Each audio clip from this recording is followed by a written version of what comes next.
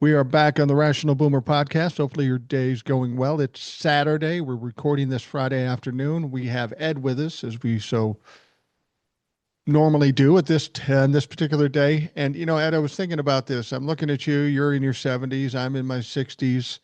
How technology has changed things. How we sit Yeah, here, we talk about Donald Trump and the Republicans and all that stuff. And if this were 30 years ago, we'd be sitting on your porch yelling at kids to get off our fucking grass. it's So true. we've progressed. We've progressed. I like to think maybe we'd be writing spirited letters to the editor or something like that, given the Strong letters, technology. yeah. Yeah, but now we can go straight to the people for now.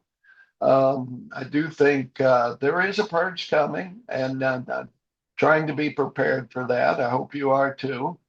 I mean, Trump yesterday was calling on his administration to go after critics.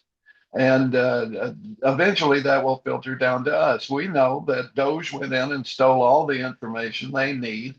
We know that they probably have an AI thing going right now that anytime anything negative about Trump shows up on any social media platform, it's tagged and filed. I'm sure that's happening.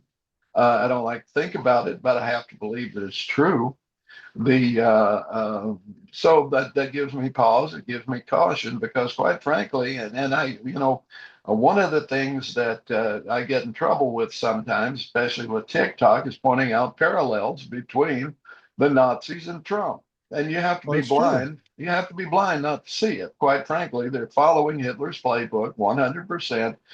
Project 2025, all of that. That's where it comes from because it was successful to a point. And To a point. but for the fact that the rest of the world, they pushed too hard, the rest of the world turned against them, and that was their downfall, pushing too hard too quickly. But at the same time, I have to point it out when I see it, and I see it a lot. I was recently sanctioned by TikTok for pointing out a German diplomat, a Nazi diplomat in London, was assassinated by a Jewish teenager, and the reaction to that was Kristallnacht in Germany, where all Jewish businesses were attacked and the windows broken. Hence the term Kristallnacht. I received a community standards violation for that. I appealed it, and they made it stand. It was a perfectly legitimate historical observation that you could expect. Basically, I said sound familiar because we see the pushback from the Charlie Kirk assassination. It's very similar. They seize on an event like this, sometimes manufactured, sometimes just the serendipity of it occurring that they're able to jump on it. But at any rate, it very much follows the pattern. Well, the irony of all ironies is that they changed the guidelines, and I know yours was before they changed the guidelines, but I'm Yeah. not sure they could have changed it any time before. The irony here is that Storytelling Ed gets a community violation, and we're into this about I don't know how many days, and I haven't gotten one violation. I haven't had Mhm. one video taken down. And I thought this week would be, I'd be taken out of this mess pretty quick, and I was preparing myself for it, but still on TikTok at this point. I wanted to mention something about what you were talking about. People always say what Donald Trump is doing is similar to what happened in the 30s with Hitler and the Nazis and stuff. And we can say that, but I think it's more the nature of the personality than it is in a historical thing. Hitler and Donald Trump were similar, and they were kind of narcissistic megalomaniacs. And this is how they naturally act, not only Yeah. on a national situation, but in their personal lives too. This is how they deal with shit. If someone pushes back, they go harder at them, and they're constantly trying to control everything. Uh, the nature of Donald Trump's personality is similar to that of Hitler's, and that's why we're seeing the things we're doing. Because I can't see myself saying, well, Hitler did that. Him saying Hitler did that, so I'm going to do it too. It's all reactionary coming out of Donald Trump. It's Oh all yeah. by I think nature it's how the he people. acts. I think it's the people around him who are Right. aware of this. Like Goebbels for Hitler was the mastermind of swaying public opinion and so forth. his propaganda minister, so to speak. So Stephen Miller is fulfilling that function, and he's certainly of that same mindset. And other people within the administration are the same way. I want to touch on Kash Patel in a little while about that. But Yeah. at the same time, you see, Trump came down that escalator with the very first thing he did was demonize a group of people, and that was undocumented immigrants, right? That's the first Right. thing he did when he came down before he ran, when he announced he was running for president the first time, was find a segment of the population without power that could be easily demonized and without a huge amount of pushback, especially from his own people. Um, so that's who he chose. He's expanded that into trans people. He's expanded that now into Democrats or anyone who opposes him, the mentally ill homeless. I don't think it was a mistake for Brian Kilmeade to voice that. I think it was testing the waters. Yeah, I think so too. Brian Kilmeade said that, maybe we should just give lethal injections to mentally ill homeless people.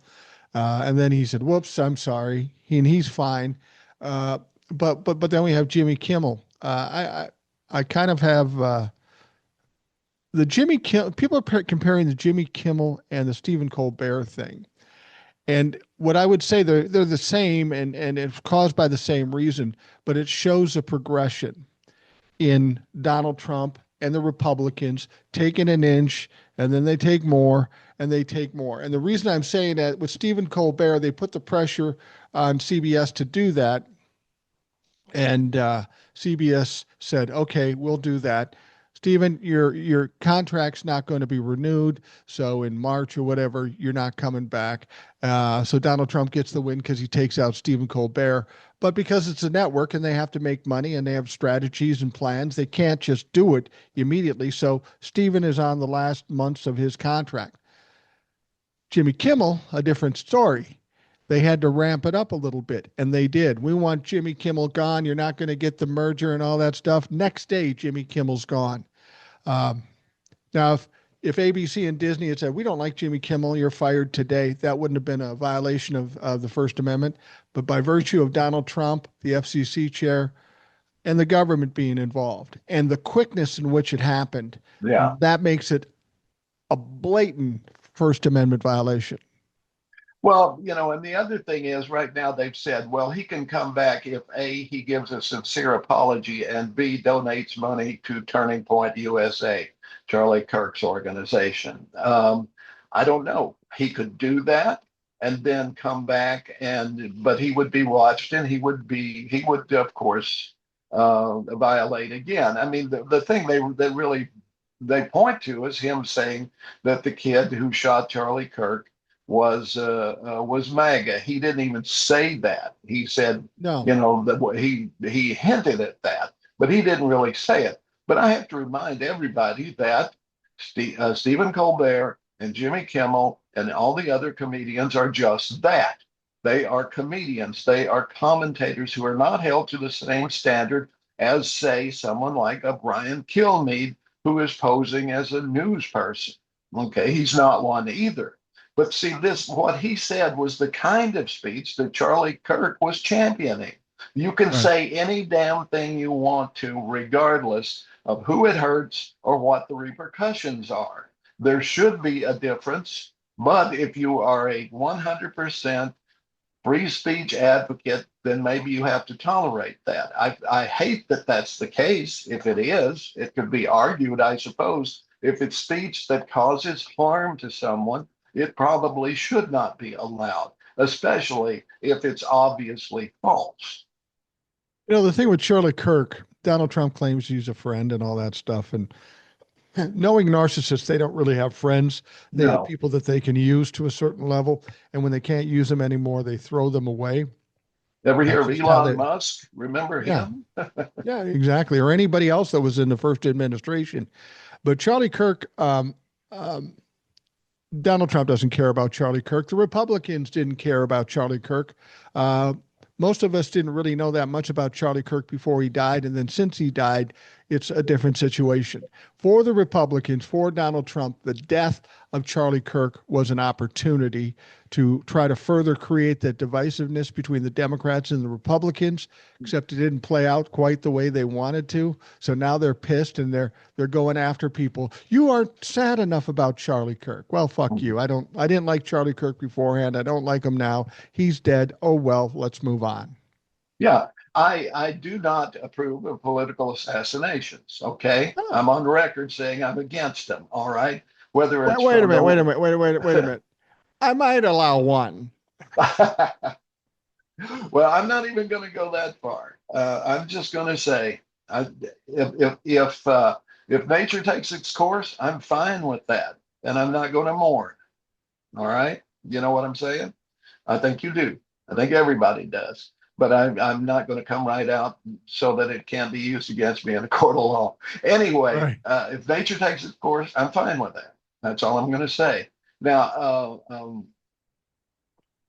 I had a thought, but it's out of my head. So let's continue with We'll basically keep what. we'll keep stirring it up because it'll come Yeah, back. There's no yeah, it question will. about it. Mhm. Charlie Kirk was an opportunity for Donald Trump and the Republican Party. And this is the whole strategy. This has been the strategy since the beginning with Donald Trump. There are no policies, there are no strategies, there are no plans. The only thing they can do is say, Democrats are bad and we're going to fight against them and we're tough. We're coming at you. They always say that. They never do. They're weak ass bitches. They're cowards. And if anybody's taking seriously these threats anymore, you're crazy because they've never followed through.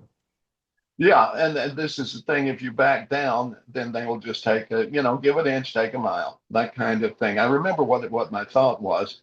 Um, Trump was asked on camera the other day, "How are you holding up personally after the assassination of Charlie Kirk?" And his response, I think I'm doing pretty good. Oh, those trucks over there, by the way, they're getting ready to build this great new ballroom we've needed for 150 years. And, we've needed it and a blah, blah, blah. And I'm doing it. Yeah, yeah, yeah. That's how much he was affected by the death of Charlie Kirk. And that's what Jimmy Kimmel pointed out. His reaction was much like and I think actually, I think Kimmel was wrong. I think a 4-year-old mourns goldfish much more than Trump mourned Charlie Kirk. Well, he played the video. So it Yeah, wasn't like he lied about it. He played the no, goddamn video. And it was exactly. silly. And I've talked about it too. And for Donald Trump, you have to understand the personality, the mentality there. Um, whether he liked Charlie Kirk or not, and I don't think he likes anybody, but whether he liked Charlie Kirk or not isn't really the issue. Donald Trump got what he wanted when Charlie Kirk was murdered, but then he got too much of what he wanted because all Yeah, the attention was on Charlie Kirk and yeah, not on him. So yeah, now he's trying to suck it back on him, hence the Jimmy Kimmel situation. This yeah. is what he always does. This is why nothing ever lasts in the news. Everybody's talking about Charlie Kirk being a big deal. I guarantee you in a week or two, that's the last thing people are fucking Yeah, worried about. yeah. I just say, remember Rush Limbaugh, who, right? Yeah, right. That's it. And I guarantee you that 99% of the people who are outraged about the death of Charlie Kirk never heard a word he said. They never listened to him. I saw clips of him online, and I saw exactly what he did. He had a shtick that he did that he would prepare ahead of time with some quote facts. Sometimes they were, sometimes they weren't, but he had a way of doing it, and he would only debate people that weren't prepared. I forget the name Right. of this kid who's really brilliant. I look at his stuff all the time. He's young. He's like 20 years old, and I can't remember his name right at the Yeah, moment. I know. I know Uh, who you're he talking would about. He's on he TikTok. would yeah, he would refuse to debate him. He finally was able to do it, and he just slayed him. The kid just slayed Charlie Kirk because he couldn't keep up. What Charlie Kirk did was speak fast and throw stuff out and keep people confused. And it was he was a propagandist. He was an outrage monger, and that's all he was. I Well, still don't agree with shooting him. Charlie Kirk was this generation's Rush Limbaugh, as you pointed out. Yeah. Bombastic, loud, and for whatever reason in this country, people People are attracted by that. Bombastic, loud, doesn't have to be accurate, just tough guy situation, making strong statements. I mean, you or I could do that here. I mean, I do it to a certain extent, but hopefully I do it in a way that it's not fucking crazy. But being strong, bombastic, and being the tough guy, there is a certain faction of people out there that get right behind that because they feel comfortable there. And that's exactly what Donald Trump is. That was the appeal that Donald Trump brought. Everybody who's asked, why did you vote for Donald Trump? They don't really have an answer in No. substance. Well, he's a tough guy. He's fighting for me. That's all it took for Donald Trump. And these people picked up or Charlie Kirk picked up the hint there, and that's all they were doing. It's like pro wrestling. Who's the loudest, most outrageous? Whether you're a villain or a heel or a baby face, doesn't matter. Just be the loudest and be the most obnoxious, and that works for whatever reason in this country. Let me throw a few names at me. Tell me if you ever heard of these people. Joe Pine. I remember Joe Pine. I was very little, but I remember because I saw him get a fight with somebody on TV, and I go, "Wow, how can he do that?" Yeah. Yeah, he was the same way. He actually had a wooden leg, so the pine thing was pretty appropriate. Yeah, But he yeah, was the same. He was a right wing mouthpiece. Okay, early on, I think it was in eighth grade when he was when about 60, 61, when he was at his yeah. prime. Morton Downey Jr. Remember him? Remember Morton Johnny Jr. He was an advanced version of Joe Pine, and he was more, it was later in time, and he could get away technologically, and the times were different, but he was fucking crazy and outrageous. Yeah, and he was not bright. Like he was just a mouth, Yeah. and then Bill O'Reilly. All those people at one time were a big deal. And why? Because they espoused stuff that the great unwashed, the those who don't know anything except they're pissed off and they're not even sure why, they are drawn to people like that. And Trump is mining that same mother lode of stupidity. Well, and they always flame out. I mean, that's the more important thing. They had their time, and this can be said about Charlie Kirk. He would have had his time, or Nick Fuentes, or even Donald Trump. That's a characteristic of these kinds of people. They hit hot. The flame is hot for a while, but they always flame out in the end because they self-destruct. That's Yeah, uh, that's what Donald Trump will do. the question now is who is the inheritor of the Charlie Kirk mantle? Will it be Nick Fuentes? If so, that's unfortunate because he's further to the right and he is, in my opinion, more dangerous because he's one of these frog guys. What do they call Uh, goipers? Groypers. Well, I just had Jay on the show yesterday, and he's a 20-year-old kid, and he's a gamer. So I had him explain this whole difference between the two. And then the thing is, I don't think you'll see Nick Fuentes taking over anything from Charlie Kirk because those two entities just don't like each other. The Groypers are this just weird underground alt right thing, and they think Charlie Kirk and his group are too far, Yeah, are I, not right I enough. I get that. It's just they're going to be looking for someone, and I'm wondering. I hope it's not him. But then there's Ben Shapiro, who's very similar. As a matter of fact, used to get him and Charlie Kirk mixed up all the time. They even look alike. But they're Yeah. similar mouthpieces for outrageousness. They are rabble razzlers. That's all they are. They have no underpinning of true philosophy or political understanding or anything else. They just go with whatever will piss people off today. I think Shapiro is old news. I don't think he'll be coming in there. But what I did find interesting when when Charlie Kirk was killed, they talked to his wife. So I Yeah. said, "Who's his wife?" And it sounds like his wife is far more educated than Charlie Kirk ever was, and she's fairly articulate. And some of the comments she said after Charlie Kirk died seemed a little, I don't know, theatrical. I And think and they were and written for her, quite frankly. probably When I see her, I see the classic um, evangelical submissive wife. That's what I right. see, and they're going to try to build her into something else. She's even got the little voice. which you can look up. It's endemic to that kind of person. And I think that they're going to try to push her, but I think the empire is going to fall apart, such as it was. I mean, that I don't think, I don't know who else is in counterpoint or whatever, if it will even endure. Sometimes you need a figure like Charlie Kirk to draw um, the money. I mean, he was backed by an oligarch.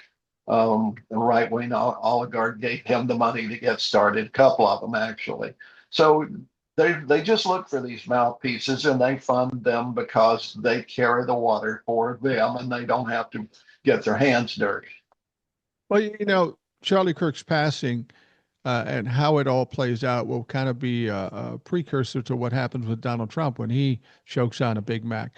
Because, the Groypers with Fuentes and Nick Kirk with his was kind of culty.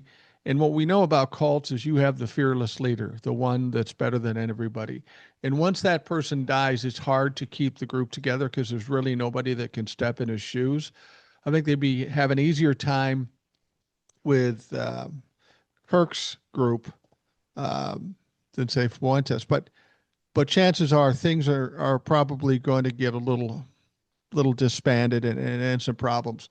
And that's the same thing that can be said about Donald Trump with the Republican Party or MAGA. He's a leader that can't really be replaced because there is nobody really like him, either stupid enough or loud enough. So when he goes away, they're going to have a hard time finding somebody to follow with MAGA. And I think the same can be said about Charlie Kirk too. This might be interesting to watch what happens to Charlie Kirk's situation because it may tell us what's going to happen with MAGA when this is all said and done. Yeah, I'm going to keep my eyes open and we'll see how that goes. I do want to point out to a lot of people too, this situation we're talking about with this is the advantage of being old, okay? This attack on Jimmy Kimmel, Stephen Colbert, and there will be others. Kathy They Griffin was actually the first, if you remember. She was a comedian and she did a thing of her holding a severed head that resembled Trump. Now, this was also a reference to her own Jewish heritage and Judith cutting off the head of a tyrant. But she was canceled and basically had to go overseas to do her bit because she couldn't get work here in the U.S.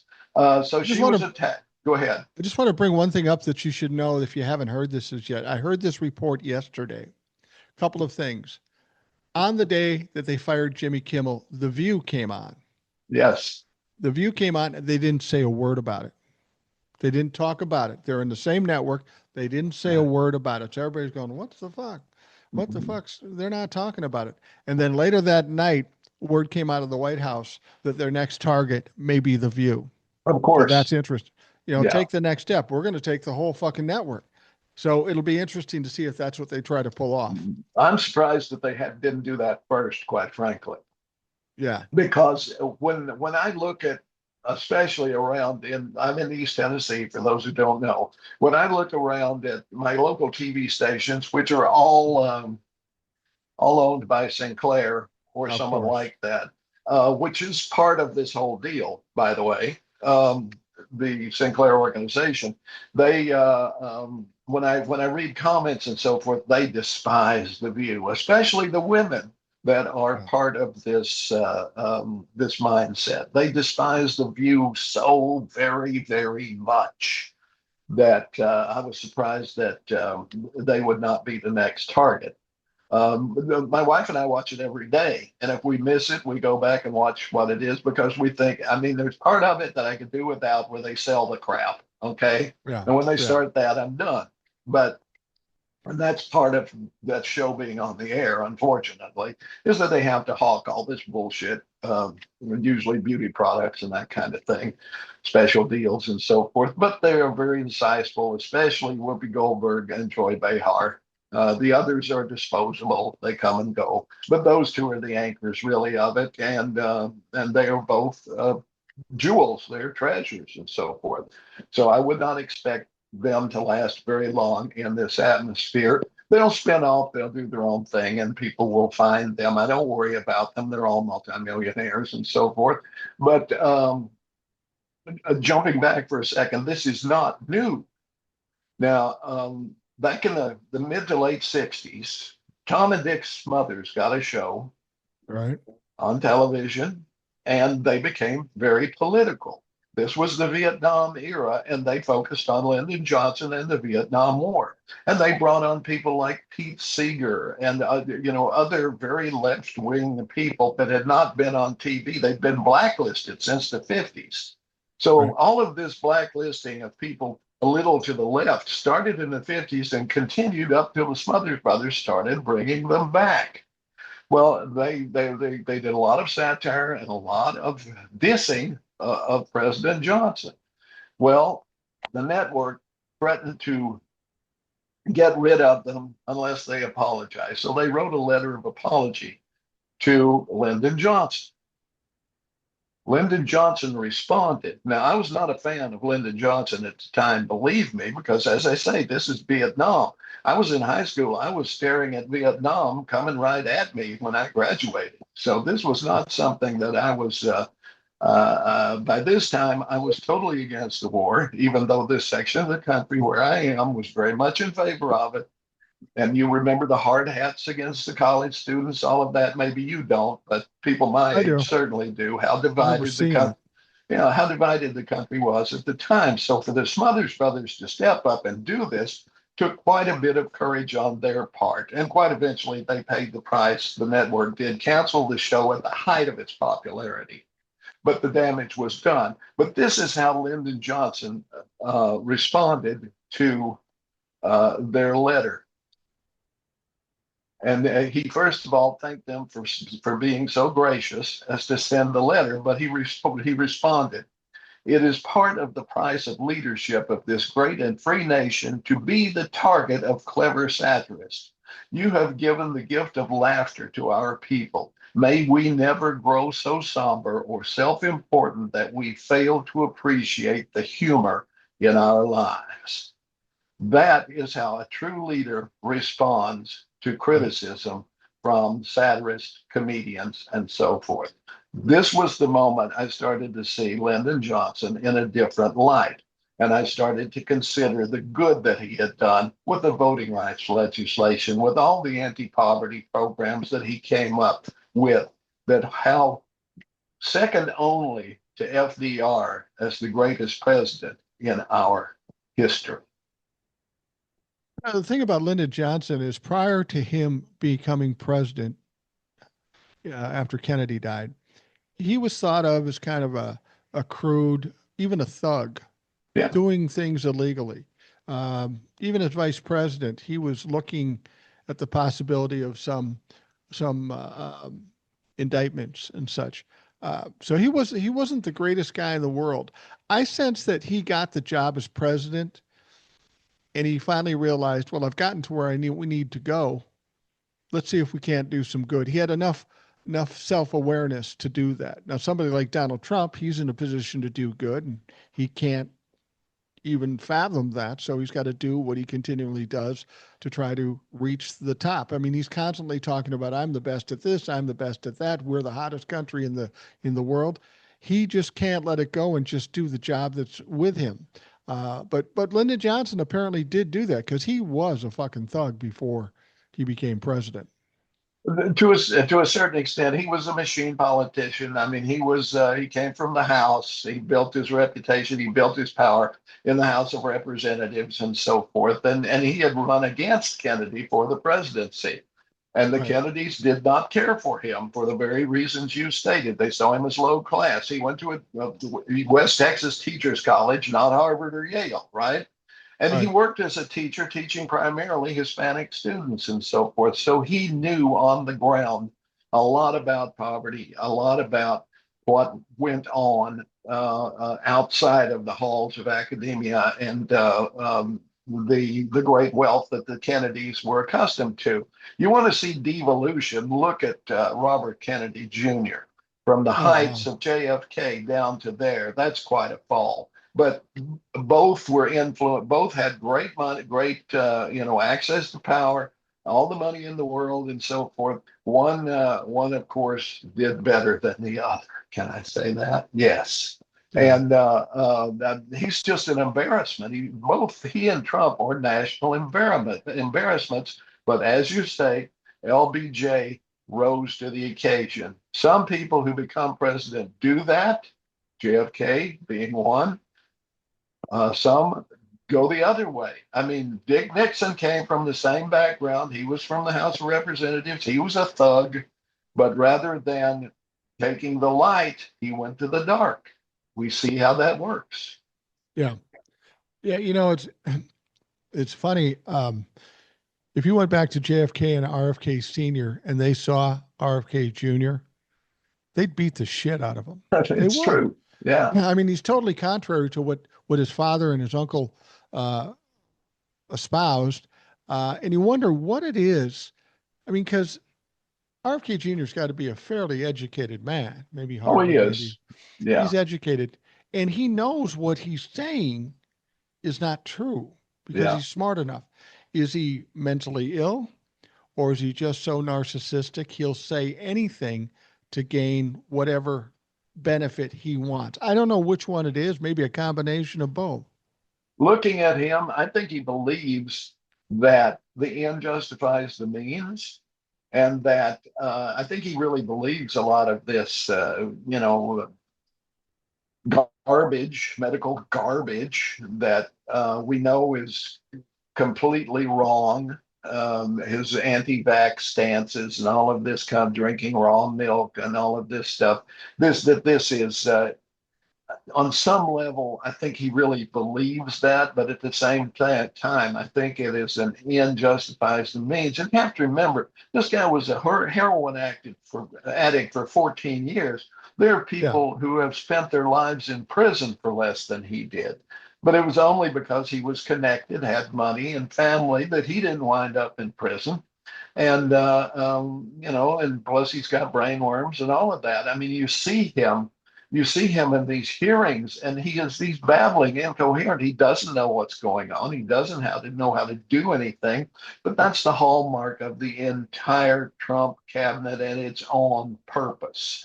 You have two kinds of people: total incompetence, and then you sellouts like Marco Rubio, who Right. apparently will do anything to get power, thinking that he will be a successor to Trump. But they'll throw him out with the garbage, just like they would anyone else. But you see him. And you see Cash Patel. These people are the children of immigrants who are now selling out their own, and there's nothing more contemptible than that.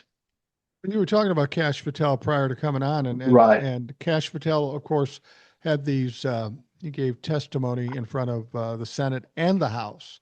The Yeah. Senate went bad, and it went so bad that he thought he'd try to redeem himself in the House, and it went fucking worse. I mean, this guy isn't even good at trying to talk to these people. He's not, well, anytime you put somebody in charge of the FBI who's never worked in the FBI, which has never been done before until this moment, And you do you not know it's going to go. the number two as well. Neither Yeah. one, him and Bongino, neither one have had any background for this at all. But when I want, that people asked him pointed questions about the files, and they even played video of him saying, "We're going to release the files. The FBI director has the power to release the files." And then he becomes FBI director and says, "We can't release the files." He tried so hard to couch what he was saying so that he wouldn't lie, but he wouldn't give them what they wanted. He was just so bad at it. And I know Well, that, Donald Trump and his administration are going, that fucker's horrible. He's probably hanging by a thread of getting fired. The only reason he doesn't get fired is because Donald Trump's afraid it's going to make him look bad. yeah, or he knows too much, possibly, that he could Well, there's say, that "Well, too. you fired me, and guess what?" But before he was, all he ever was an internet troll, and he made these movies that were stupid, like 200 Mules and so forth. Plus, he was a convicted felon who was going to jail till Trump pardoned him. Let's never forget that convicted felon for um, interference in elections and so forth, Yeah. or raising money. I forget the exact charge, but they had him dead to rights. He was going to prison. He was convicted. Trump pardoned him and made him head of the FBI, which is just basically insane when you get right down to it, right? Uh, Somebody pointed out there's like 20 people in his cabinet from Fox News. That's just Yeah. insane. It You just know, really is. Kash Patel was basically on the same level as Charlie Kirk. Yeah. Just some loudmouth in the media talking shit about government and talking about conspiracy theories. Kash Patel was no better or no more intelligent than Charlie Kirk. Um, but he was Donald Trump's guy. He was loyal. He would be willing to lie for Donald Trump. That's why he got the job. That's why Dan Bongino got the job. You have to wonder now that they're in the job with the FBI. It's one thing to stand there and go out to dinner or talking to the press or whatever and doing that. But the inner workings of the FBI are pretty significant. There's a lot of people that work there. And I get the impression that neither one of them understood how much actual work needed to be done to run that fucking machine. And it's over their head. They're Oh, of course overwhelmed it at is. this point. Well, even Bongino was even crying about it. I I can't know. do this. I'm just overwhelmed. No, I I don't do don't my like this family. anymore. I want to go home. I just You want to know, do press conferences and go out to dinner, but fuck, they want me to work. yeah, exactly. Now, what I want to talk about Cash Patel in particular, and this flew over most people's heads, or at least I saw no one address it, right? When Charlie Kirk was assassinated, we'll call it that, he was shot, okay. Um, he wished, I don't remember his exact words, but he basically wished Charlie Kirk a bon voyage to Valhalla. Now, that seems innocuous until you realize that Valhalla is where Germanic heroes go when they die. They're flown there by the Valkyries. Remember Flight of the Valkyries? Everybody knows that from Apocalypse Now, right? Well, it's a Wagner piece, the most Nazi composer ever. I mean, anti-Semitic composer ever. Yeah. This Wagner, if he conducted music written by a Jewish composer, he wore white gloves, which he burned afterward. This is the Wow. level of Wagner, okay? But this is Germanic mythology.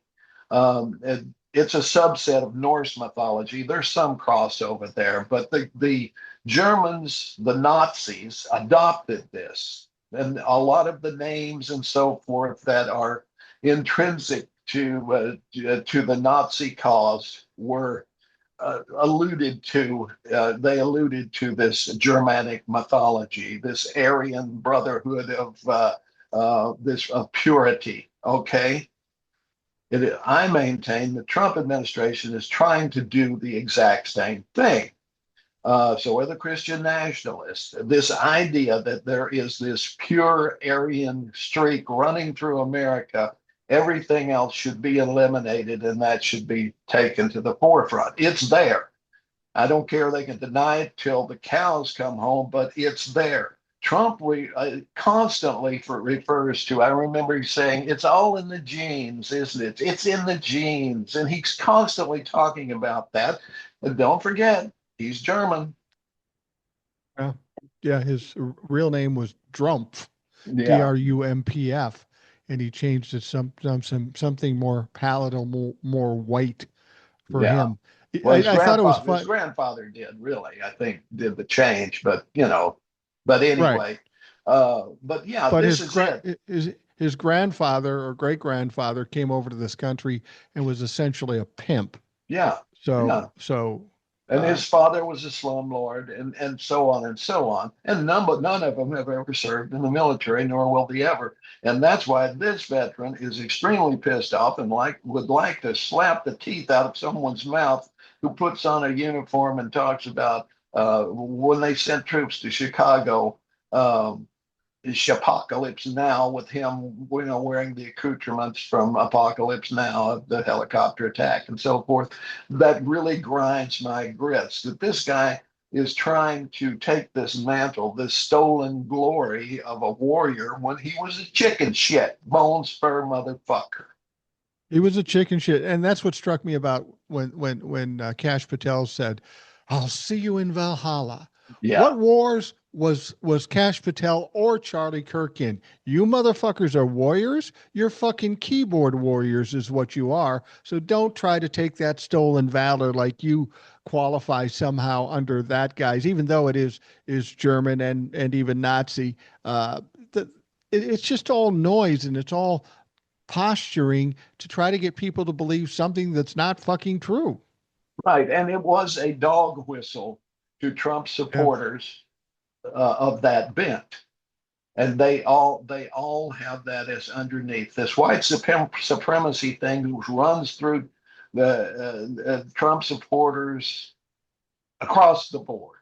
And that's why they are trying to purge any contribution of any minority from the Smithsonian, from history books, from wherever it may be. If they are allowed to stay in power, we'll be back to the 1950s where I went to school, where there was no mention. There were two people who were mentioned in, no, actually one.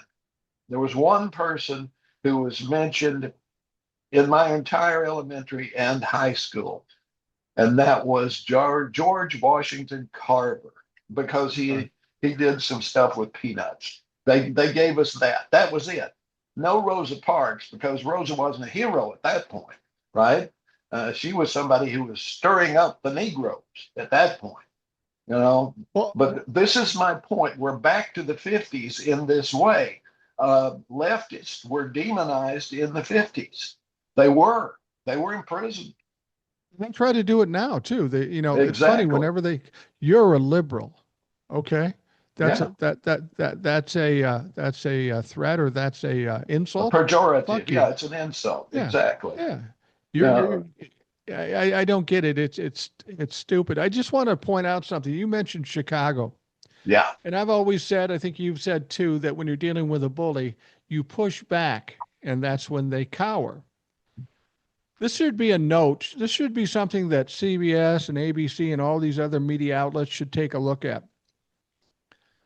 All we heard about was Donald Trump going into Chicago. Oh, we're going into Chicago. We've got a Navy a Navy spot where we're putting this all together. We're going into Chicago. And J.B. Pritzker said, "You're not coming into Chicago. And if you do, you're going to get pushback." Guess what? After all this time, they have not gone into Chicago. There was pushback. And Donald Trump tacoed out, So chickened out again. He went to Memphis where the governor here is come on down, even though Right. they know that that's going to have no effect whatsoever. And it's the same in DC. As soon as those troops leave, everything will be back the same.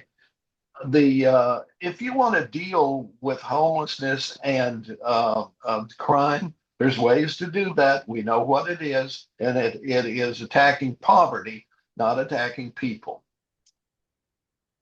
So,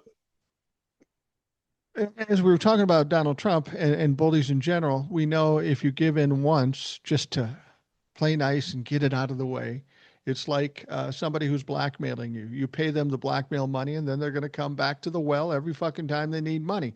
And that's what's going to happen. These media outlets, well, we'll get the merger done and everything will be okay. So now they go after Jimmy Kimmel, which is causing Disney and ABC all kinds of fucking problems. So much, in fact, they're talking about backing off of what they did to Jimmy Kimmel. But if I'm Jimmy Kimmel at this point, certainly not going to apologize to anybody, No, certainly not going to donate to people who are threats to this country. Jimmy's got $50 million. He could go on YouTube with Stephen Colbert and get more viewership on fucking YouTube than they could on any network station. So he doesn't have to do that shit. Um, but but ABC and Disney fucked around and found out in the sense, well, we don't want to piss off Donald Trump. But this caused an uproar in this country about ABC and Disney. I mean, people by the tens of thousands are canceling Hulu, canceling Disney, Disney Plus, canceling trips on their cruises, canceling tickets to go to their Disneyland and Disney World. This is the essence when people say, what can we do? What's going on with ABC and Disney is exactly it. take away their money, take away their popularity, take away everything from them. And that's what they'll react to. Yeah, exactly. And quite frankly, um, Disney took on the governor of Florida and won. Yeah, They stood up to him and won. Why are they kowtowing to Trump? They have this track record. They can be the hero. right. Okay? They can be if they stand up and say, no, no, this doesn't work here. The trouble is that we have allowed all of these mergers and mergers and mergers until there's no one person in charge to say no. It's all this corporate personage, which doesn't exist. It's a fiction for the purpose of business. But for the Supreme Court to ever have rendered corporate personage was an insult to people, and Right. it needs to be overturned along with Citizens United. Yeah. When what we're seeing on TikTok too is very similar to what we're seeing with the national media. When TikTok decided to change their community guidelines, I had a guy, a few of the bigger creators, and I was fortunate to get this guy who was connected to somebody inside TikTok, kind of a liaison between TikTok and creators. So you kind of knew what was going on, and if you ever got banned, they could go stand up for you and usually get it fixed. Um, but the interesting thing that was said when they came to me and said they're changing the guidelines, I go, well, that's bullshit. Then I'm going to probably be aced out of here. If that's what it is, that's what it is. Not much we can do about it. And the interesting thing, he said, well, they told me it's only temporary. Mm-hmm. Oh, so you're going to change the guidelines temporarily and then you're going to change them back. And that told me that we're going to placate Donald Trump until we get this deal done here in the United States for TikTok, and then we'll go back. And I said, that's bullshit because when they get the deal done, whoever owns TikTok at that point is going to clamp down even harder.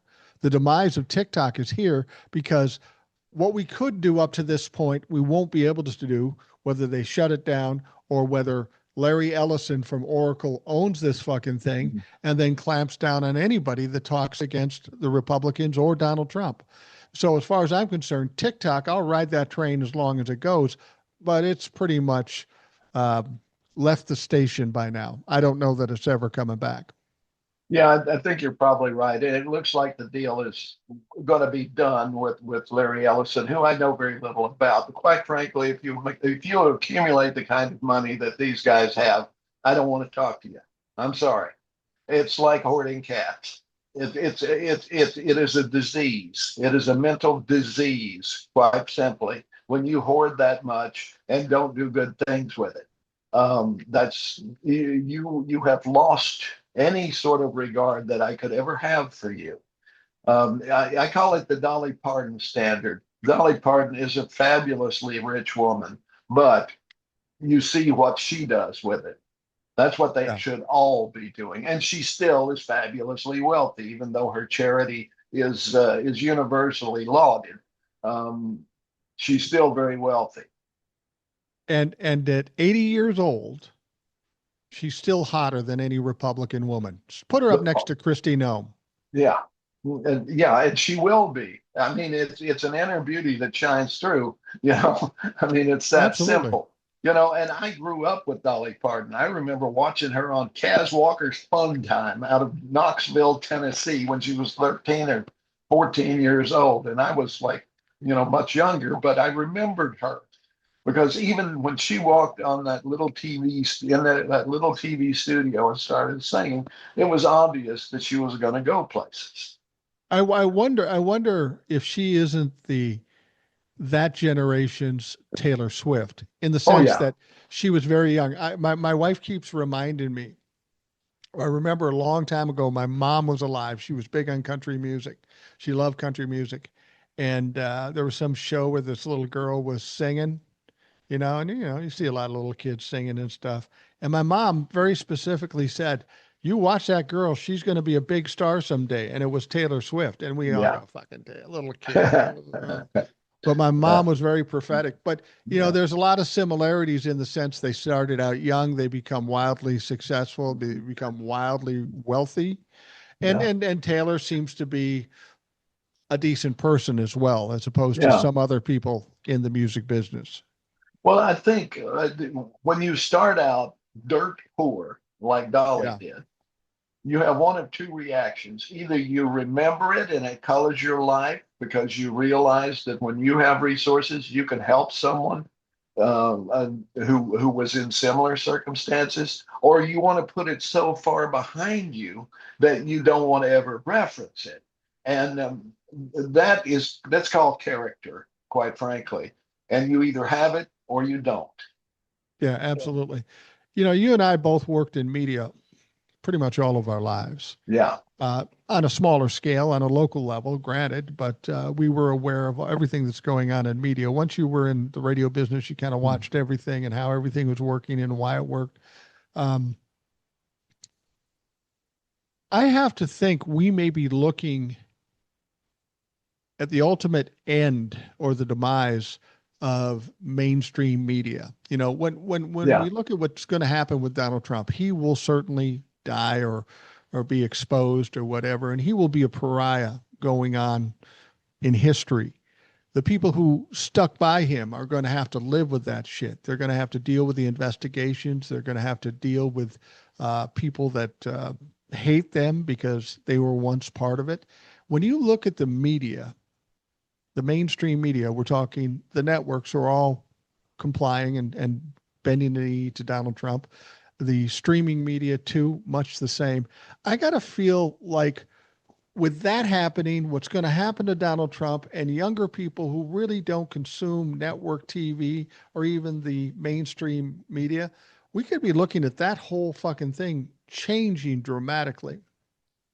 Oh, absolutely. And there's no way to predict right now what's going to happen.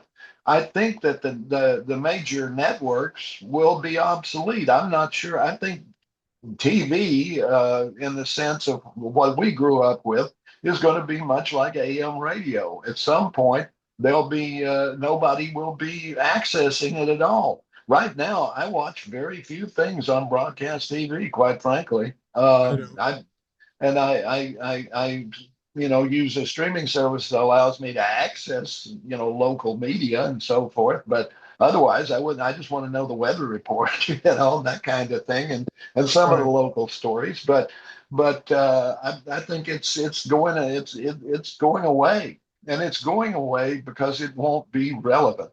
Network news is completely irrelevant. I tune in. They ignore stories. I mean, I know there are gigantic protests against Trump in every city in this country, pretty much on a daily basis, but I never see it. I see it on the internet. I see it on streaming, but I do not see it on the networks. I have a feeling owning a national network, which once had a lot of power, is going to be akin to owning a blockbuster toward the end of the videotape craze. Exactly. I Yeah. mean, What did I just saw that they finally canceled? It was that where you could, get videos online. What was it? I can't remember the name of it, but they just finally shut it down. well, Netflix, when they first came around, they had this service where you'd order something and they'd send you a yeah, DVD. They yeah, probably ended that.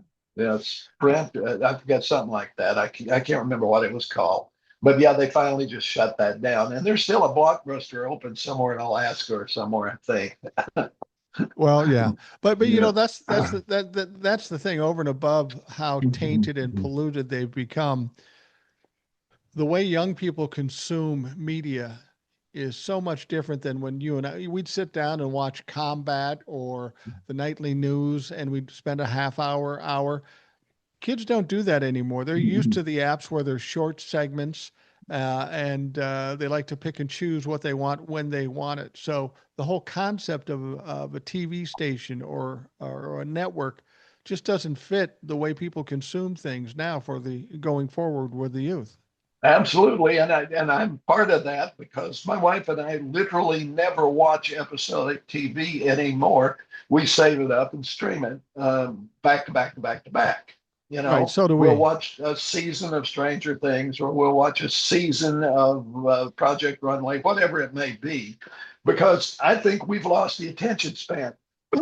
We've lost the attention span of I watch this on Wednesday and then I watch it again next Wednesday and I watch it again next Wednesday, but I don't remember from one Wednesday to the next exactly what happened sometimes. I think we've lost that. And I think younger people never developed it. This idea of delayed gratification is gone. If I Yeah. can't watch it back to back to back to back to back, forget about it. Well, and that's part of why Donald Trump has been successful with certain people at this point, because there's always something more. Boom, boom, boom. That's why when everybody's going, oh, this Charlie Kirk, this is a big thing. 2 weeks from now, that's going to be the last thing people are concerned about. Charlie Kirk didn't mean anything to most people prior to his death. He doesn't mean anything after his death. The Republicans are just trying to gin it up so that they can use it for their benefit. But it's like everything with Donald Trump. There's got to be the next thing. So you got Charlie Kirk. Now you got Jimmy Kimmel. Next week, it's going to be something different, or some kind of scandal, some kind of crime, or some kind of egregious um, uh, effort by Donald Trump. Donald Trump has ADHD. I'm convinced of that. He can't keep focused on anything. Charlie Kirk dies. Oh, yeah, I'm for Charlie Kirk, but that's too much attention on Charlie Kirk, so let's go to something else. That's just how he does business.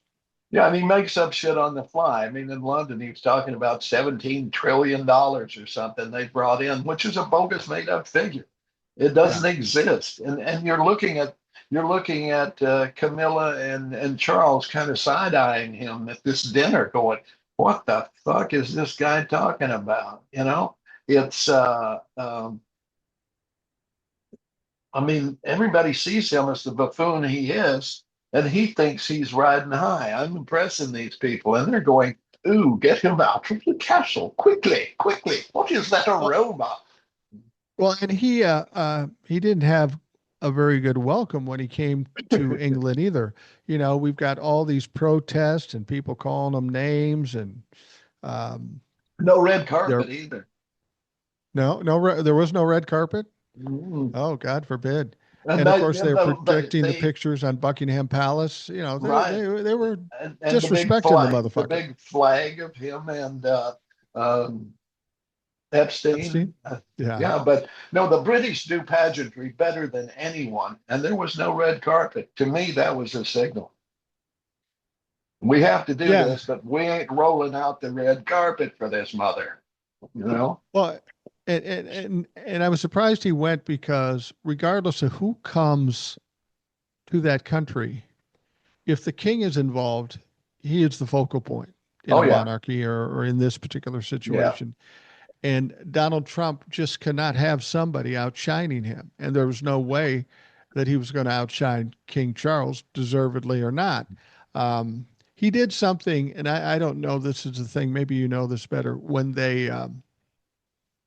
he met the king, he reached up and touched him on the shoulder. ooh, he's lucky And if I he didn't understand, pull back a bloody stump. yeah, Yeah, you're not supposed to touch the king, right? no, or the queen, or any royal for that matter.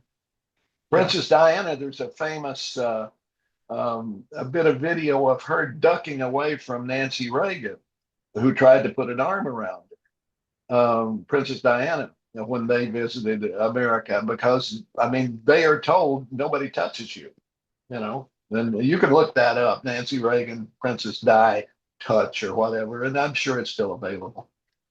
Yeah. Yeah. On my lives, I have a guy that comes on who's a comedian. His name is British John. He's from England. But he brings us up to date with all that's going on there, and it's a weird, different culture than we have here. But when in Rome, you must do as the Romans, and Donald Trump is just not capable of following within the rules of other countries. He thinks Yeah, we're America, we're the toughest, I'm the smartest, I'm the most powerful. I get to do whatever the fuck I want. Unfortunately, as you said, people know he's a buffoon, so they don't give him any space to make fuck ups. Well, when he went before in his first term, he walked in front of the Queen, which is also a no-no.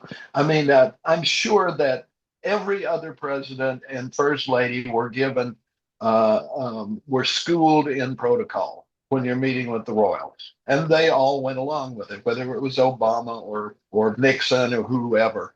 They all went along with the protocol, right? And let me say this right now. I'm no friend of the Royals. I am no fan of No, the Royals. no. I think they should all go away. I think this idea of royalty is ridiculous and should have been done away with years and years ago. But that's up to the Brits, okay? When they finally wake up and realize it's bullshit, then maybe they will. But it's habit, and that's Tradition. yeah, it's tradition, and it's probably not going to happen in our lifetime anyway. But you're seeing it crumbling before your eyes. But we'll see. We'll see what happens. I'm no fan, but if you go, you play by the rules. Okay, that's what you should do. Yeah. And everywhere Donald Trump goes, I think he's going to find pushback from the people of those countries. Yeah. Um, Donald Trump, They even you find talked at the about U.S. Open, he was booed and the cameras cut away and shut down the audio, but it was there. how does a narcissist handle that, though? I mean, I know they try to hide it from the masses by turning down the audio or something, but he's there and he sees it. That's got to fuck with his head a little bit. I know he's delusional and say, I'm the greatest guy in the world. But when you constantly are hearing boos or seeing signs that diminish his mentality or his looks or whatever, this has got to have an impact on him at some point. He's got to Well, start to realize people don't like me. Fuck. every now and then it kind of breaks through. What was he said it the other day? Smart people don't like me. He actually said that. So that's a And bit of awakening there for him. well, and that's the thing. That is in the last 8 months or last 10 years for that matter, that is the only truest statement I've heard him make. Yeah. And I thank him for the compliment because I don't like the motherfucker, so I must be smart. And Ditto. I think there's something to be said about that. Smart people don't like me. I love the uneducated. So he's basically said, I'm the leader of the dumb fucks. Yeah. And he's Well, happy with it. but you there in Minnesota, I should point this out, okay? That the University of Minnesota, I forget the researcher's name, uh, did a multi-year study and in the psychology department that determined that yes, liberals are smarter than conservatives. And they use not only IQ scores over a broad range, but they use what are called uh, polygenic markers for intelligence in DNA. So liberals are truly smarter. Now, this study did not say that liberalism is better than conservatism. What it said was smart people lean to liberal. Yeah. And And if you this were it's if pretty definitive. and put it this way, if you were going to get your car fixed, would you give it to the smart mechanic or the dumbass mechanic? Easy choice. Give it to the smart mechanic, get it done right. But for whatever reason, uh, we've had a spate of dumb people leading this Oh, country. Senate, the absolutely. House, and in the presidency. George W. Bush, going back to any number of dumb motherfuckers. Yeah. Well, this is the thing. They know that there is a huge crowd of stupid people out there, or less intelligent, let's put it that way. And Well, they play stupid's to good. that. And I always ask them,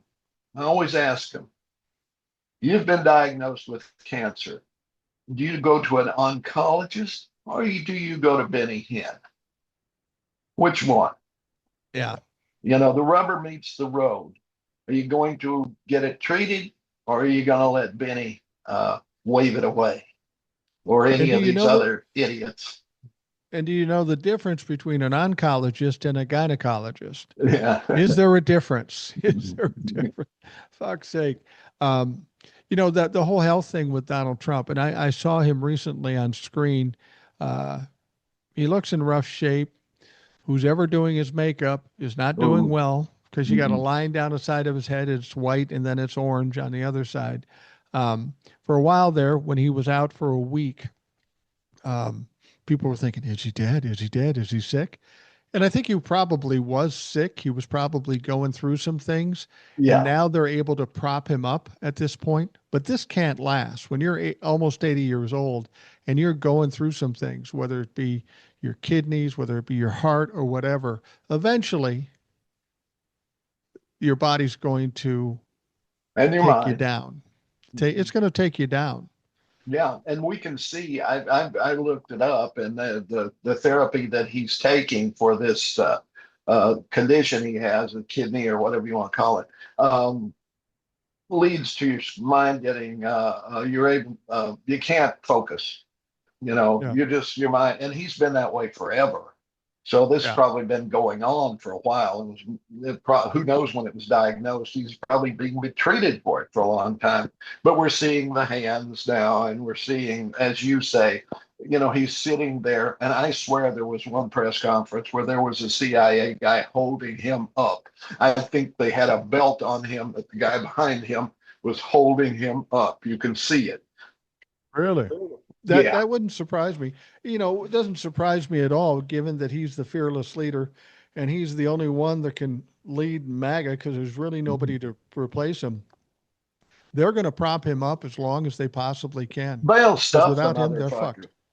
It's weekend at Bernie's all along. I mean, they, they used to say that Biden was replaced with a more vital look-alike.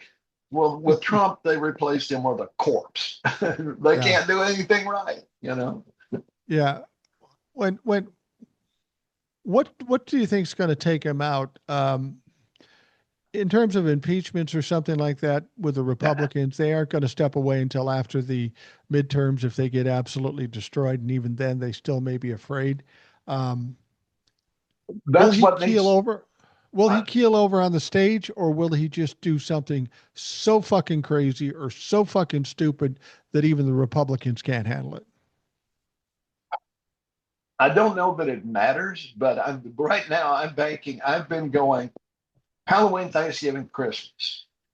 I think he'll make it Halloween now. Yeah. He might make it to Thanksgiving, although I'm starting to hedge my bets in that direction. No way he makes it to Christmas. Wow. No way. From your lips to God's ears. Mhm. Sooner the better. I hope you're wrong and it's earlier. But when he see As I what put it on TikTok, and I didn't get censored for it, the by Thanksgiving, the pumpkin melange, just say, the pumpkin blancmange will achieve room temperature. that's very sneaky and diplomatic way to put it. Yes. And I'm sure Smart the people TikTok got it. smart people got it. Yeah. No, I mean, but what I'm really intrigued by is watching these people stand with him, whether it be in the Senate, the House, or media or whatever. What I suspect will happen when he goes down and power is lost, it's going to be a decade of shit coming out on Donald Trump. All the stuff that's been held back, it's going to come out. It's going to become fodder for everybody. People are going to make money about talking about his connection to Epstein, his criminal activity, his taxes. And when all that comes out and he's revealed to the dumb people of who he truly is, and there's no denying it at that point, you got to wonder what these people who have stood with him all the way are going to do. Because you got a Marco Rubio, for example, who is relatively young and has a future. But how are you going to continue with that future if every time you run for election, they say, yeah, but you like that pariah, Donald Trump? It seems good now because they've got power, but that power is not going to last because Donald Trump cannot last. Well, this is the thing, and this is where we have to be very cautious because it's going to happen. Yeah. The blancmange will achieve room temperature relatively soon. And when that happens, those around him will do one of two things. Like cockroaches, when you turn on the light, they'll scramble for the chinks, they'll look for the cracks, they'll disappear, or they will try to seize power in a way that would allow them to continue. Can they do that? I hope that liberals in general And the politicians in particular have some sort of plan for dealing with that. They have to be able to have their own groups that will stand up and say no, no. I mean, JD Vance is not a threat. JD Vance is I nobody don't likes think him. so. Nobody likes him. Nobody on the right, nobody on the left. They see him as a fool, this little kind of mini me figure, a ventriloquist dummy kind of personage with nothing there. I mean, there's nothing that he cannot marshal the troops at all. But when we see a Napoleon go down, when we see a Julius Caesar go down, when we see these monumental figures go down, usually we see a disillusion of everything that they built, simply because Charlemagne, whoever it may be, because and I don't want to put Trump in any of those categories because he certainly doesn't measure up into any of those figures, but he does have a certain amount of power. But Stephen Miller going to step up? I don't think so. Everybody hates him too. So who is there in that orbit that has any sort of gravitas to seize the reins? I don't see any. Well, exactly. People always say to me, well, if Donald Trump goes down, JD Vance is worse. I will go the opposite way. I think as the number two man, JD Vance is the best person for the Democrats because he's weak. He's not well liked. He's not very smart in terms of politics. Um, he's the perfect person to put in charge to make sure that MAGA is fucking destroyed. I'd Right. rather And have him than somebody that has half a fucking brain.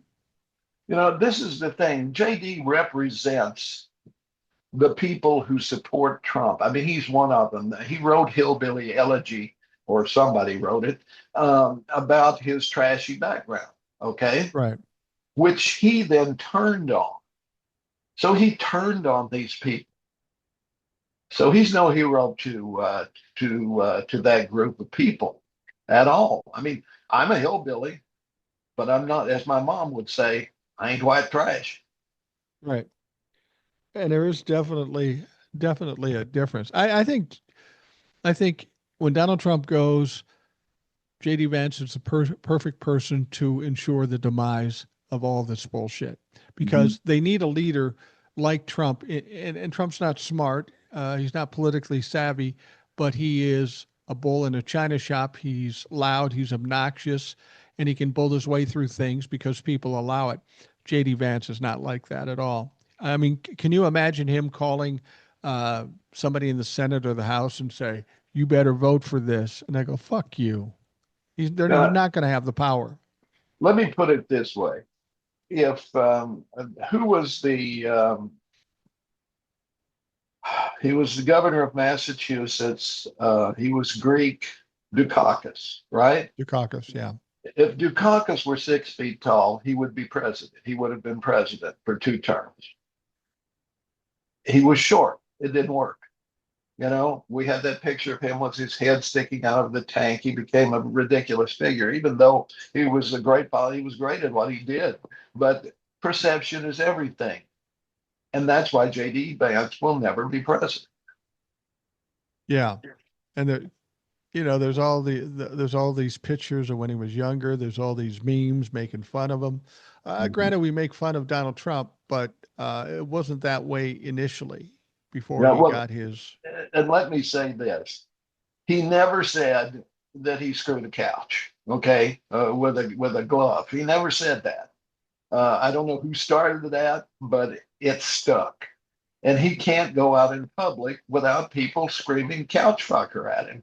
And that's not presidential. Well, no, it's not presidential, and he maybe never said that, but as I understand it, when he was in college or something, he wrote some thesis or whatever, and it was supposed to be absurd, and there was this story about a guy in love with his couch, and it's a stupid premise, and if Right. that's what he wrote when he was a kid, no way you can tell me he wrote Hillbilly Elegy. He just doesn't Mhm. have the ability to do that shit. Yeah. But yeah, it's all about the image, and his image is so shot from the beginning. And and in terms of experience, he was in the Senate for 2 years, didn't know what he was doing, shouldn't have been there, and then he became vice president and ultimately be president. That says a lot about the tech bros and their power to get something done. But it's not going to play well because if you think Donald Trump didn't know what he's doing, this guy's going to go in and get pushed around and told what to do, and it's going to be a fucking mess.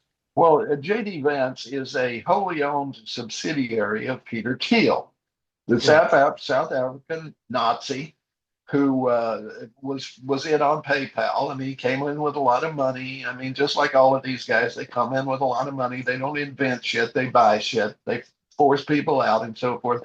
And his new venture is this really scary thing. Palantir. Yeah, it was going to profile everybody. Okay, that's Yeah. what he's up to. He needs to be taken down. Elon needs to be taken down. As a matter of fact, all of these oligarchs, all of their properties, they need to be broken up, seized. We need Teddy Roosevelt's big stick double to come Have in you and ever just smash these guys. have you ever seen Peter Thiel interviewed? Uh-uh. Wow, he's a Uh-uh. weirdo. He has Yep. trouble staying staying focused on anything. There's something off about the guy. Elon Musk got a lot of his money from PayPal too. So these Yeah. two are bros, if you will. And And then they're both of both these South guys, African immigrants, they're both from South Africa, which that's where the Nazis went. They went to Argentina and South Africa, the ones that got away, or they were brought here under Project Paperclip and integrated into the United States, all the scientists that we wanted. That's a little known portion of American history. We didn't demonize the Nazis, we brought them here, yeah, exactly. And the useful but ones. yeah, the useful ones. Uh, but Peter Thiel and Elon Musk, I think they're going to have their problems too. I mean, they felt like they were bulletproof and they had all this money and stuff, but information's come out about them. The only way people can continue to do their misdeeds is if people don't understand what they're doing and they're flying under the radar. And in this day and age of 24-hour news and social media, it's hard to fly under the radar for anybody, especially if you're important or wealthy or famous or something. Everything gets exposed. And that's why I'm saying when Donald Trump is done and he no longer controls the media, it's going to be an explosion of bullshit about Donald Trump. It's going to be the hot new thing to say, oh, and Donald Trump did this and he did that. And I've said that his kids are stuck, but don't be surprised if Donald Trump's grandchildren and great grandchildren change their name, kind of like what the Hitler Well, the kids person. did when they went. Yeah, exactly. You can't find Hitler in any phone book. Well, you can't find a phone book, Yeah, but I think you have to look no further than his daughter to yeah, realize that she saw, and maybe it was Kushner who saw it. They both got out. They got their right. money from Saudi Arabia, and they got out. And now, when was the last time you heard Jared Kushner or Ivanka Trump mentioned at all? Whether they've been, where have you seen them? Either of any of his kids, for that matter. You see Don Jr. raving in a coke-fueled hissy fit online. You see the Laura Trump, who is the wife of the other one.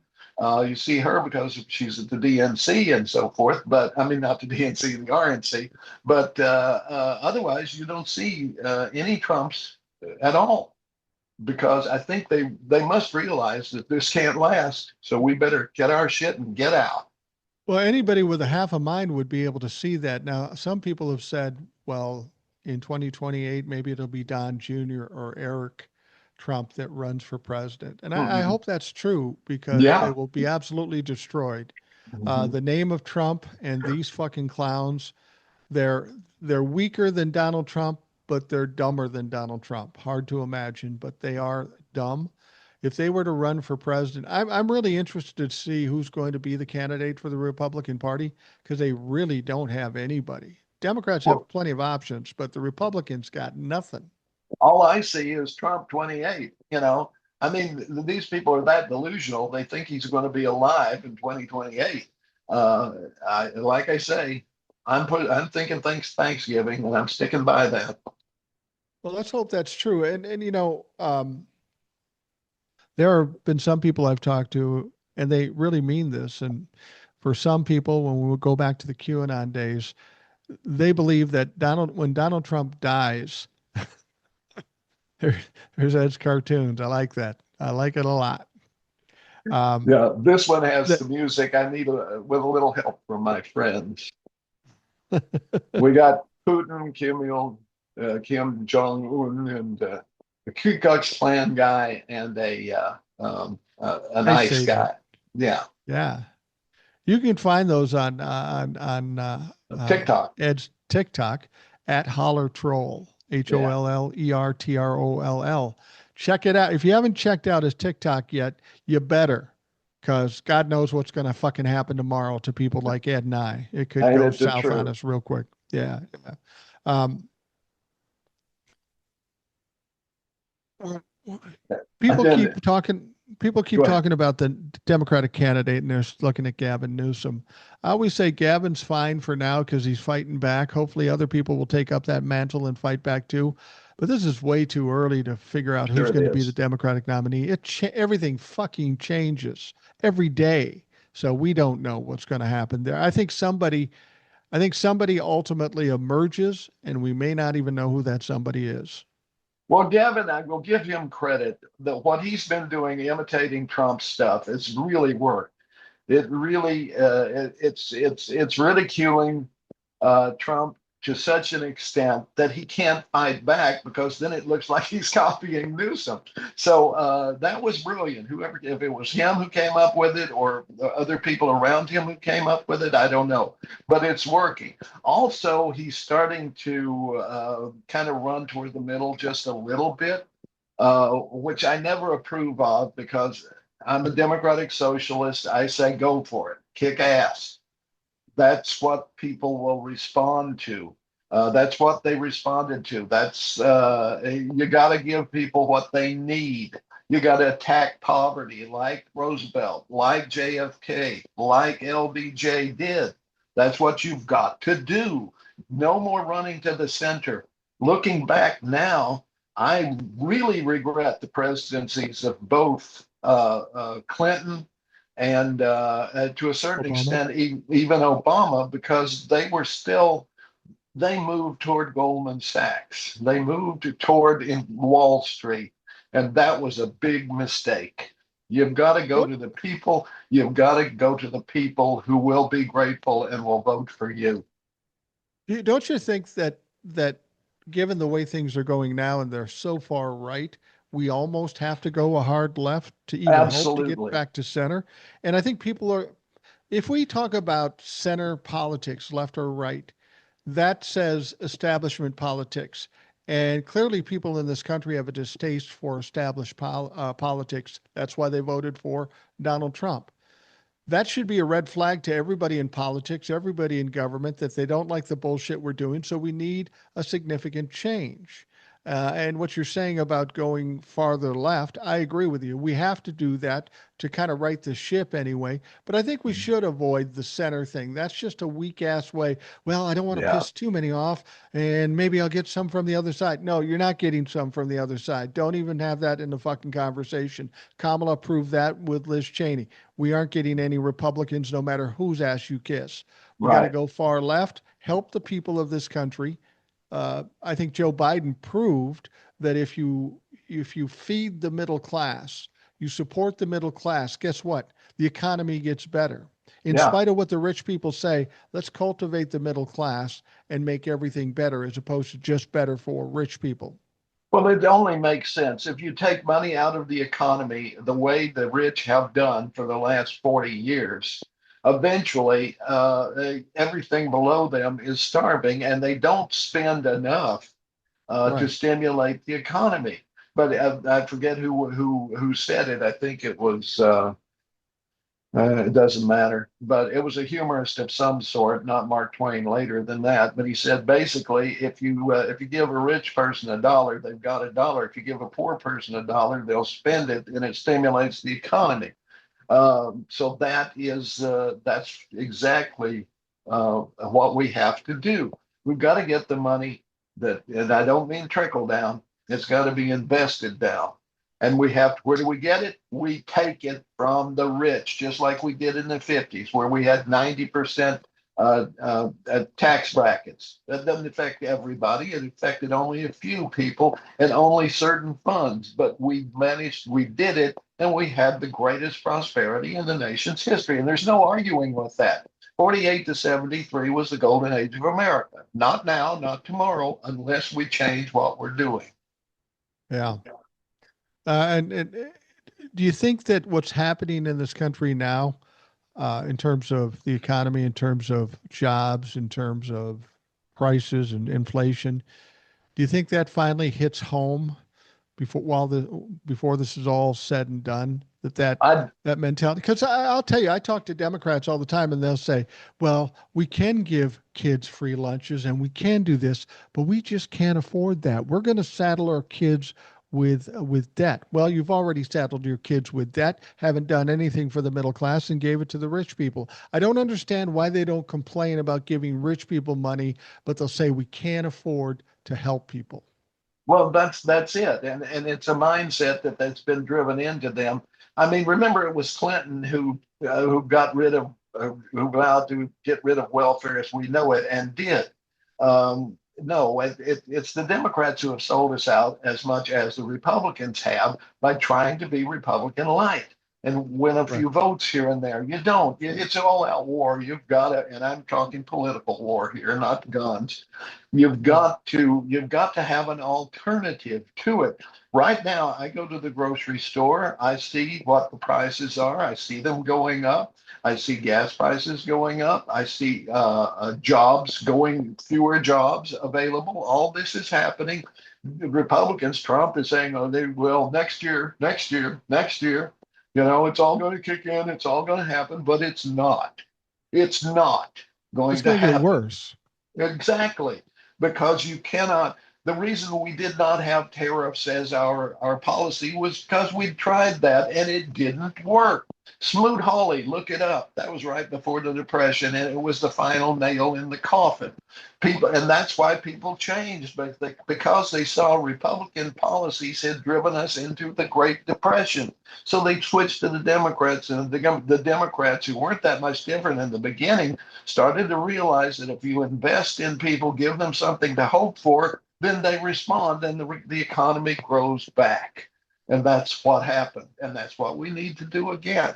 We have to seize the reins of power and we have to be bold. We have to come up with these programs. We have to be Roosevelt in the 30s and 40s, and we have to be LBJ in the 60s. We have to do that. Donald Trump keeps talking about the tariffs being successful. And he may be right in one sense. It's not successful for our economy. It's not successful for this country. But I think his intention had more to do with leveraging these countries for his own benefit. Of If you course. don't, if you don't invest in this, you don't invest in whatever I want you to invest in, then we're going to put the tariffs on. It was leverage to benefit himself. And whether it hurt the country or helped the country really didn't matter to him. So now that it's hurting the country, he doesn't fucking care. He'll just say, oh, the economy's better than ever. And some people will still believe him. But the Yeah. problem is people are feeling the real effects of it now. And that's going to work against Donald Trump and the entire Republican Party. And I don't know how long it's going to be before they fucking realize it. I don't know because if in the morning Trump says gas is $1.98 a gallon and I go out and get gas and it's 2.65, then he lied, right? Well, maybe it is. I know it isn't $1.98 anywhere, but somebody may think, well, maybe it is somewhere else. Well, it isn't. It's a lie. No, you didn't get $17 trillion in. That didn't happen. No, that's not true. And actually, as I understand revenue, when you have a deficit like we do and so forth, anything that comes in has to go to paying down the deficit. So if it is coming in, that's where it's going to. And I haven't seen that the deficit has gone down $17 trillion dollars. No, and frankly, the gas industry is in a weird situation. Yeah, And some people might look at it as good, but OPEC is increased production, which means the prices will come down, but it will fuck up our oil industry. exactly. Now this is the thing. I mean, I look at my 401. Well, I don't have a 401k. I have something different, but it's similar. My funds are invested in the stock market and I'm killing it. Yeah, that's good. I like that. That is happening. But that is only because rich people own most of the stocks. Okay. And that's why the stock market is not a gauge of the health of the country because Oh no. most people are not invested in the stock market. It's only people like you and I who have the opportunity to have a 401k or a 457b or whatever it may be, or an IRA, whatever. And that's not people younger than us, or not many of them, and fewer and fewer and fewer are able to do that. And a lot of these, and people talk about Social Security, and of course it's a big deal. I want Social Security to be there. Younger people, a lot of them, if they're working 3 or 4 jobs, they may be contractors who aren't getting, they don't believe there'll be any Social Security for them, and they're probably right at this Yeah, stage of the game. So it's hard to absolutely. believe in those kind of institutions. So we have to, it has to be a huge change across the board, or we will be a third world country very, very soon. Moody's already downgraded us. They'll do it again. Yeah, And at absolutely. some point, it's the center will not hold. You'll start to see states like California, like Texas, like Massachusetts, like Minnesota. You'll start to see this fracturing. You will. Yeah, you're absolutely right. Well, we're coming to the end here, Ed. You put in a long day. You got an hour and a half under your belt. I'm sure you're winded. I know I'm winded, but I Yeah. appreciate you coming on and remind folks where they can find you and maybe hold up that cartoon again so they can know what they're looking for. All righty. My username is Reelin in the Years, REALIN apostrophe IN the Years. It's like the old um, who's the rock group? Reelin in the Years. They're a jazz group too. Anyway, it doesn't matter. Steely Dan. It's like Steely Dan, only theirs was REEL. Mine is REAL. Reelin in the Years at Holler Troll. And you'll find I have talking head videos, I have the cartoons, and I have some text things with music too that I do on a daily basis, just kind of commentary stuff. But come back all the time, and we'll have fun. Yeah, check Ed out while you can on TikTok. But Yeah, if TikTok shuts down or kicks both of us out for Ed or me, you can always go to YouTube. yeah, For me, you can go to Substack. If you haven't checked out Substack yet, you should check it out. Will, who's on the show recently, got kicked off for the third time of TikTok, so now he's on Substack and he's doing pretty well. And me, you'll find me on Spotify as well. So there's options if TikTok takes a shit, and I think ultimately it will take a shit one way or another. yeah. If I go off of TikTok, just come here and I'll tell you where I am. I'll be back here with Mike on a weekly basis. Absolutely, absolutely, and we're grateful that you come in because people look forward to hearing from, as I say, the rational boomers, elder statesmen. That's a nice way of saying old Old fuck. guy. Yeah, exactly. Old fuck. All right, for those of you listening, thanks for taking the time. I hope you have a great day. We'll talk to you again tomorrow.